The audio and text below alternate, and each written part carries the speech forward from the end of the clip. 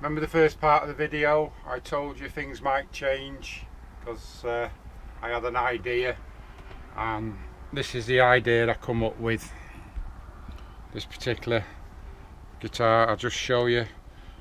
This is it all finished off now. There's the neck I was working on. You haven't seen me put these in and burn the fret markers in, if I remember rightly. I didn't get around to videoing it, but this is the finished product. I changed the top. I didn't put the box on that come with the kit. I wanted something different. Put a tailpiece on. Put Ace of Spades sound holes in. Put a nice mini humbucker on. Okay, my tone and volume and tone controls are there. Input jack there, and there's two other input and output jacks here. Reason being, just flip the box open. Inside, turn it around, show you. There's all your gubbins, and this little baby down here is a built-in amplifier, a little practice amp. There's my pots. There's a little 2-inch speaker.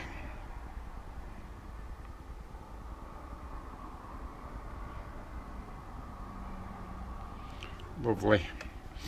Nicely set out, nicely glued in as best as possible. Little battery there for the amplifier. And you can see the little clearance I've got there to allow the top to vibrate a bit. And you probably noticed I've used the back of the box. Even though this particular box is actually all wood, I used the back of the box because I liked it.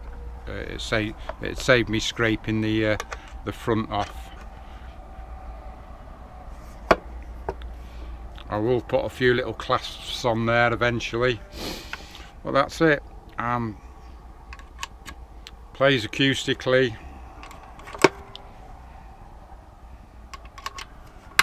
You plug the jack into there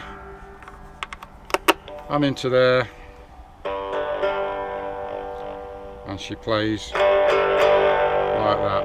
And if you put another lead into there, you can use it as a preamp and boost up your amplifier that you're using anyway. So you can use it as a preamp. It gives it that little bit more distortion. And for a little amp,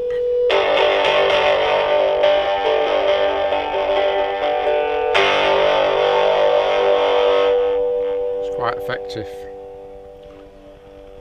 But it's a beautiful guitar. It's come out really nice. I've took as much care as possible, or as much as my learning would allow me to. I've kept the strings quite low because you don't really need them very high even to play just pure slide. I'm going to lower these a bit more. I'm going to take this down to round about 1.5 mil and take that down accordingly so it sits up about 2 mil, and it should give me better playing abilities, easier to slide, and also to be able to play it as a fretted instrument as well. So that's it. That's Seabreeze Blues guitar number 1, and this one will be staying with me forever. I'm just hoping my next project, which I'll be starting very shortly, and I promise you I will go through everything in detail, but being in the van sometimes it's a bit, I won't say it's a bit of an effort, I find it a bit difficult sometimes if I just wanted to do a little bit of sanding for 3 minutes to actually set up everything to put the video on, and one or two little jobs get done which are only 5-minute or 10-minute jobs, and I just forget to put the video on really. But I'll do my best on the next one to go through every stage with you and show you how I do it. If you pick up on something that you don't think's right or not going to work, by all means please get in touch with me. Now, the original plan that I had for these was the neck was going to be fixed to the bottom, and I cut it out accordingly so it'd leave a good air gap, or a good gap at the top of the box to do the vibration. But thinking about it and working with it, I decided to alter it to this box, and I've actually fixed it to the top of the box, and it doesn't really make any difference. It doesn't make any difference to me. This plays beautiful, and regardless if it was fixed to the bottom of the box or the top of the box. Acoustically, what's wrong with that, you know?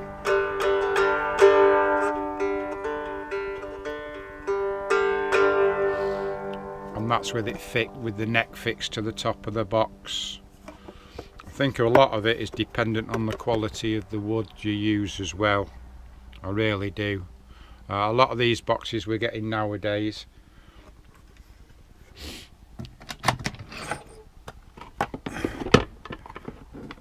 this is a proper old cigar box. This is wood all the way around, proper jobby, lovely little box.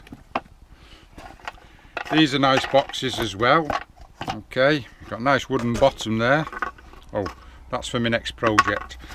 We've got a nice wooden bottom there, but this, the top is pressed wood. It's just pressed wood, and the sides are pressed. Not knocking it, they're nice boxes, they give a beautiful tone, but I'd much prefer to work with the back of the box. I don't know if you agree or disagree, but we're all different. We're all different, aren't we? So we do what we want. But this would be my next project. I did this as a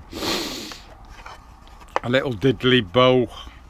I'm going to try and utilise it and make it better onto a probably a two-string diddly bow. I'm not sure yet, but I'd have to work around the holes that are already I've already put in place. As you can see, I've had things in different places. I've put a plug in there because there's a hole there that I had the jack sticking out of and I didn't like it.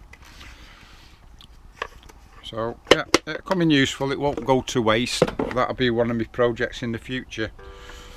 Hope you enjoy it. So remember, that's guitar number 1. Just a bit of patience, take your time. You can get things as good as you can get it, and if you're happy with it, it's good enough. I'm happy with this, it's good enough. These fret markers, they're not burnt in. I marked them off another fretboard, and I scribed them in. Then I washed the fretboard basically with ink and let it go into the scribe marks, then rub the rest of the fretboard off, leaving hopefully a reasonable job. It looks reasonable. I don't know if you can see it. That's close enough. You see that close enough? I'll put the I've allowed the fret markers to run down the side to help visually for me when I'm playing or practicing. Got my dot markers in. I've got them in reasonably straight. And on the other side, there was no need to put anything in. There was no need to extend the fret markings downwards, so I've just left it on one side. 2 good fixing screws in there for the neck. Okay, put 2 little countersink washers on them, so it looks good. I've glued this piece of wood down onto the board. What I will do, there's no signs of it actually happening, and I don't think it will happen.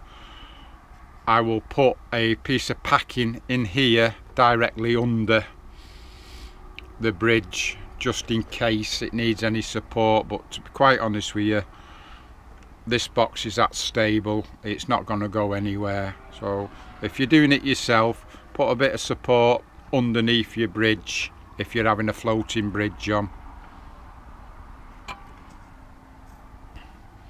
Okay, enjoy, speak to you soon, bye bye. Okay, and here's finished product. Show you what it sounds like acoustically, just on its own. Very nice.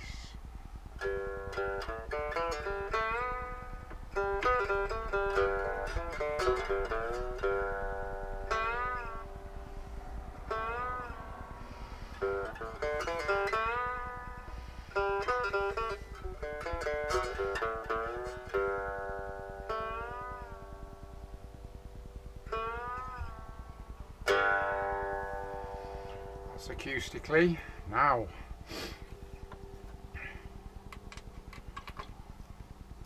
plug that in there, that in there. We've now got a nice little practice amp.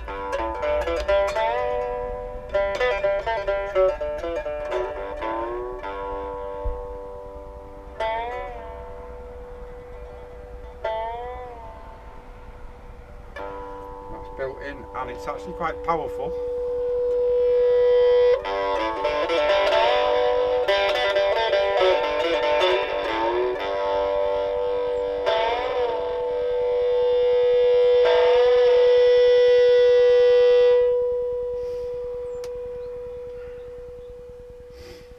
That works quite nicely. It's good enough for me. I mean, you can sit outside without having to take an amp out or anything like that, and just plug it into itself and have a little bit of fun. Okay, this is now plugged in. I'm plugged into a Zoom.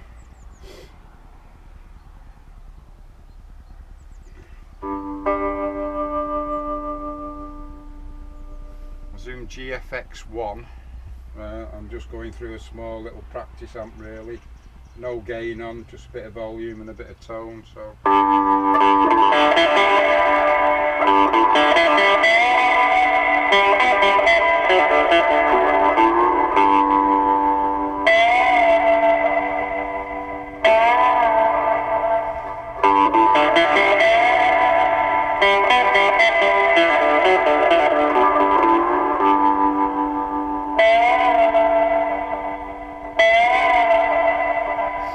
Lovely, sounds really nice, and got it noisy. It's noisy as well.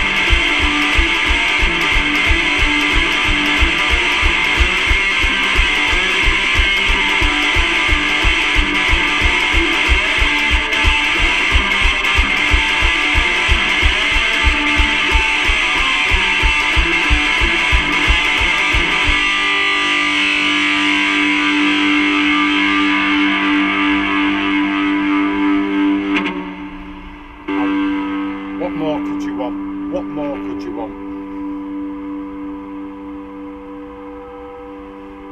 Beautiful. Okay, noisy.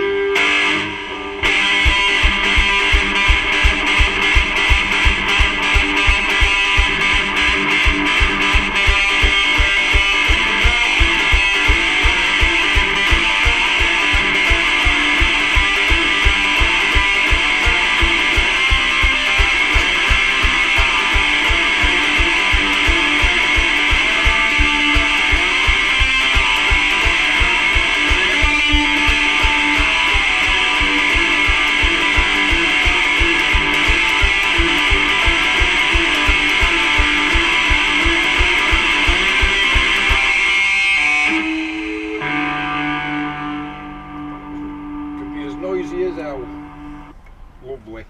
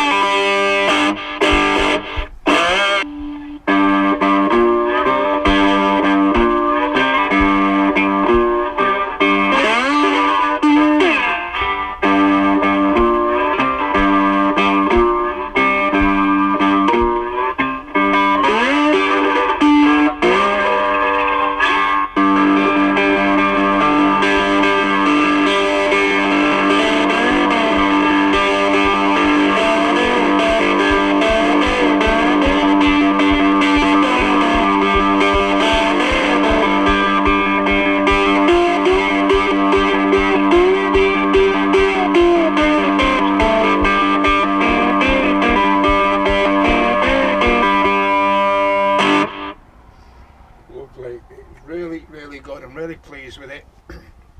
Have a go, make your own. Think about it.